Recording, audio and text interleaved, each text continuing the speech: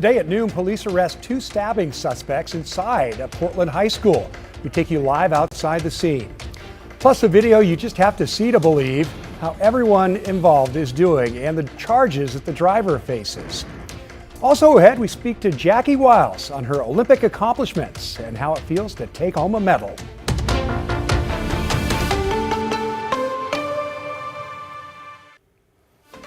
And thank you for joining us this afternoon. I'm Tim Gordon. Happening right outside our studios here at KGW, police are investigating a stabbing that locked down a nearby high school. We're going to head straight down to our Thomas Schultz. And Thomas, what are you learning this afternoon? Yeah, Tim, police told us that they arrested 2 suspects who ran inside Lincoln High School. The arrest happened as police were responding to a reported stabbing near Southwest 5th Avenue and Southwest Madison, where one person suffered non-life-threatening injuries. Here's video of what looks like Portland police arresting one of those suspects. Around a dozen police cars swarmed the school around 11 o'clock this morning. Multnomah County Sheriff's Office officials tell us officers chased the suspects on foot before arresting them inside Lincoln High. We overheard police say one of the suspects is a 15-year-old, but we have not been able to independently confirm that. We do know that Lincoln High School went on lockdown while this was happening. We've also reached out to Portland Public Schools to find out if the suspects arrested were students at Lincoln High School. That's still unclear right now, though a student we spoke with told us they were told to leave the main office as this all transpired. We were told in the main office to go into lockdown, and then they told us to leave out of the office because it wasn't safe in there for us. And Tim, just 30 seconds ago, I was speaking to 3 high school students who were leaving Lincoln High School. They have been released for lunch. That's standard protocol for Lincoln. They said the lockdown was very short. It started first as a lock-in, meaning that the doors were closed and students couldn't leave class before then transitioning to a lockdown. Fortunately, police were able to catch those suspects very quickly, even though they did get into the high school and in a swift manner. Lincoln High School appears to be back to normal operations. Tim. Wow, okay. Thanks a lot, Thomas. Appreciate it.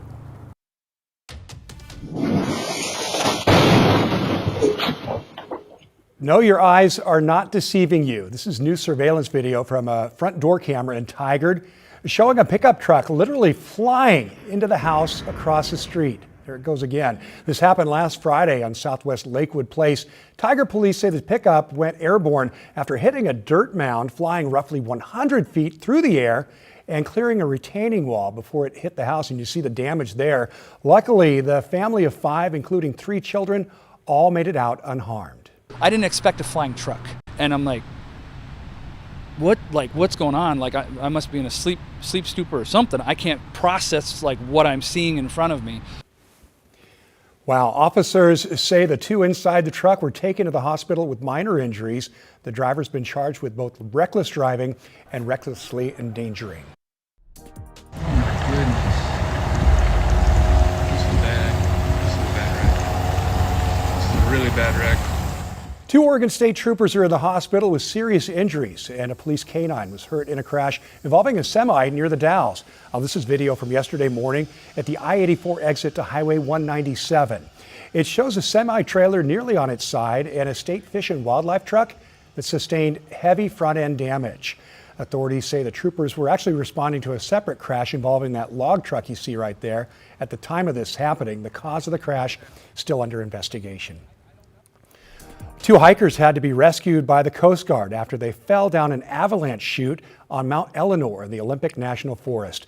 The helicopter crew out of Astoria was called up to help pull the 51-year-old and 16-year-old out because it wasn't safe for crews on the ground to get to them.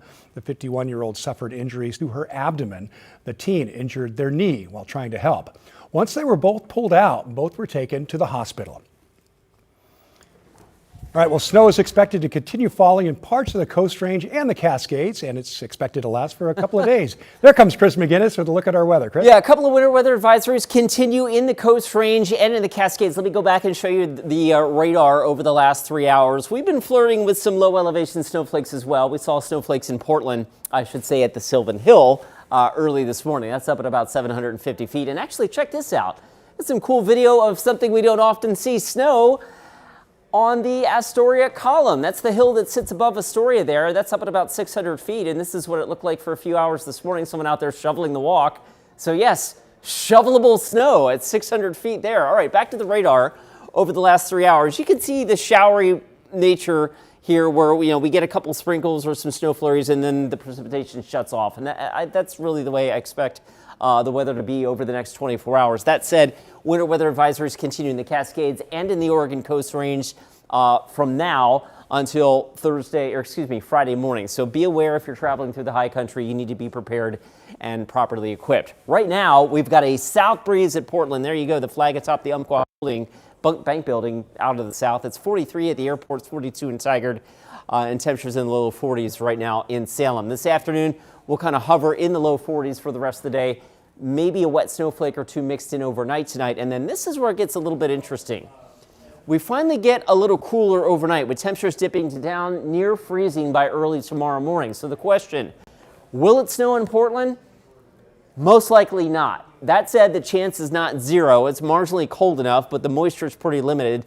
The hours that we're watching in the wee hours of tomorrow morning and again Thursday for that possibility of some snowflakes in the air, even down at the lowest terrain. We'll walk you through that with Futurecast coming up in just a few minutes. Okay, thanks, Chris. We'll see you then. Portland General Electric just announced a nearly $2 billion deal to expand into Washington state. PGE says it plans to buy parts of PacifiCorp for $1.9 billion. The deal would add about 140,000 customers in Washington and includes natural gas and wind power facilities, along with thousands of miles of transmission lines. PGE says it will operate the Washington system as a separate company and keep current employees. The company also says Oregon and Washington customers will not see their rates go up because of the purchase. The deal still needs state and federal approval, which could take up to 12 months. The Gresham Library is closing its doors to make way for a new East County library. The new building is expected to be 5 times bigger than the current library, and in order to move books, furniture, and other materials out of Gresham Library, the building on Northwest Division will close on March 27th. Now, some important dates to remember around this. March 16th will be the last day to use Gresham Library's community rooms.